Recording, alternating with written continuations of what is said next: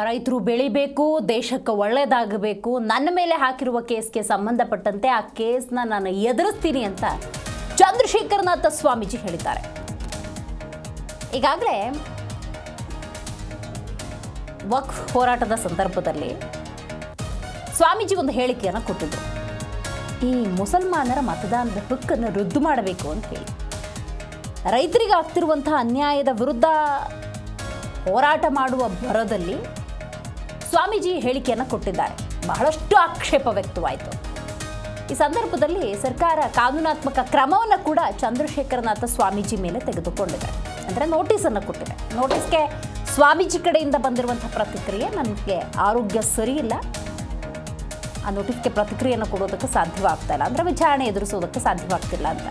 ಇದರ ನಡುವೆ ಬಿಜೆಪಿಯ ಒಂದು ತಂಡ ಕೂಡ ಭೇಟಿ ಕೊಟ್ಟಿದೆ, ಸ್ವಾಮೀಜಿಯವರನ್ನ ಭೇಟಿಯಾಗಿದೆ, ನಿಮ್ಮ ಜೊತೆ ನಾವಿದ್ದೇವೆ ಅನ್ನುವಂಥ ಭರವಸೆಯನ್ನು ಕೊಟ್ಟಿದೆ. ಈ ಸಂದರ್ಭದಲ್ಲಿ ಸ್ವಾಮೀಜಿ ಪ್ರತಿಕ್ರಿಯೆಯನ್ನು ಕೊಟ್ಟಿದ್ದಾರೆ.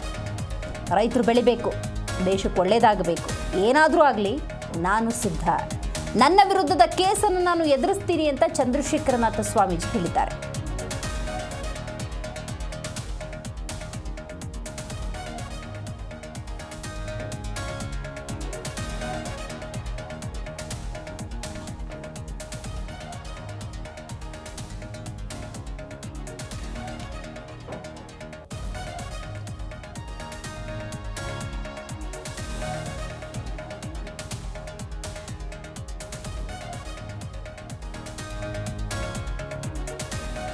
ರೈತರಿಗೆ ಆಗ್ತಿರುವಂತಹ ಅನ್ಯಾಯದ ವಿರುದ್ಧ ನಮ್ಮ ಹೋರಾಟ ಅಂತ ಹೇಳಿ ಸ್ವಾಮೀಜಿ ಮತ್ತು ತಂಡ ಹೋರಾಟವನ್ನು ಮಾಡ್ತಾ ಇರುತ್ತೆ. ಸಂದರ್ಭದಲ್ಲಿ ವಿವಾದಾತ್ಮಕ ಹೇಳಿಕೆಯೊಂದನ್ನು ಸ್ವಾಮೀಜಿ ಕೊಡ್ತಾರೆ.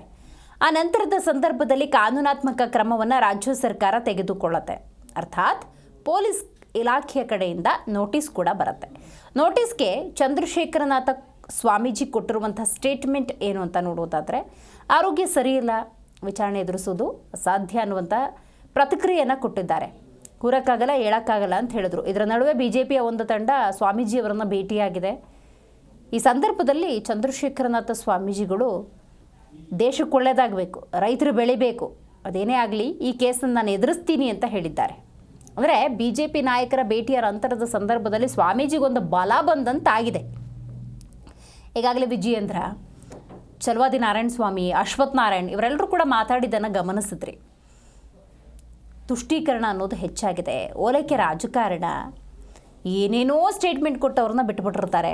ಆದರೆ ಸ್ವಾಮೀಜಿ ಮಾತಿನ ಬರದಲ್ಲಿ ಒಂದು ಹೇಳಿಕೆಯನ್ನು ಕೊಟ್ಟಿದ್ದಾರೆ. ಅದಕ್ಕೆ ಈ ರೀತಿಯ ಕಾನೂನು ಕ್ರಮ ಅನ್ನೋದು ಸಲ್ಲದು ಅನ್ನುವಂಥ ವಿಚಾರವನ್ನು ಪ್ರಸ್ತಾಪ ಮಾಡಿದ್ದಾರೆ.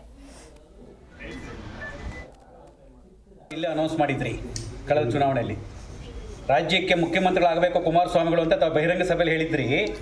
ಆ ದ್ವೇಷ ಏನಾರು ಇಟ್ಕೊಂಡು ಮಾಡಿದಾರ ಅಂತ? ಇವತ್ತು ಯಾರಾದರೂ ಪೊಲೀಸ್ ಸಂಪರ್ಕ ಮಾಡಿದ್ರ ನಿಮ್ಮನ್ನ? ಯಾರು ಬರ್ತೀವಿ ಏನು ಸಂಪರ್ಕ ಮಾಡಿ?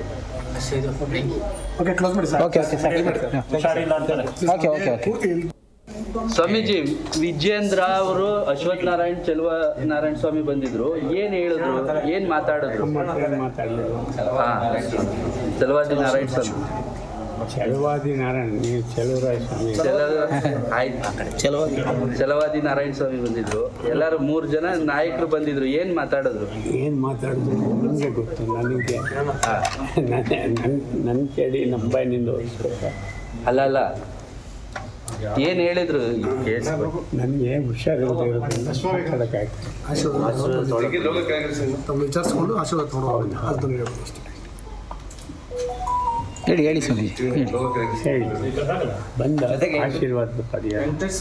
ರೈತರಿಗೆ ಒಳ್ಳೆಯದಾಗಲಿ, ರೈತರು ಬದುಕಬೇಕು, ರೈತರು ಉಳಿಬೇಕು. ಜಿ ಕನ್ನಡ ನ್ಯೂಸ್ ಈಗ ನಿಮ್ಮ ಮನೆಯಲ್ಲೇ ನೋಡಿ. ಎಲ್ಲ ಕೇಬಲ್ಗಳಲ್ಲಿ ಈಗ ಲಭ್ಯ.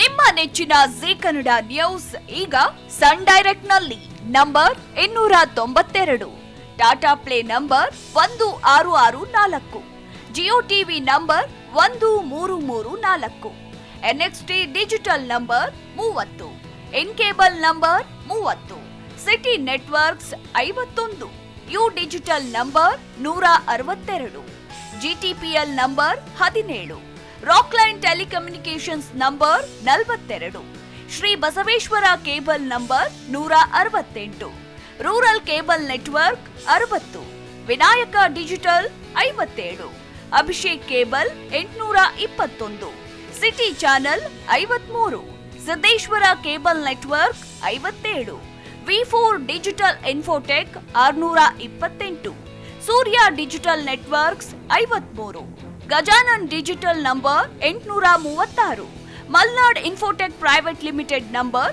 56, Metrocast number 830, victory digital number 167ರಲ್ಲಿ ನೋಡಿ ಆನಂದಿಸಿ.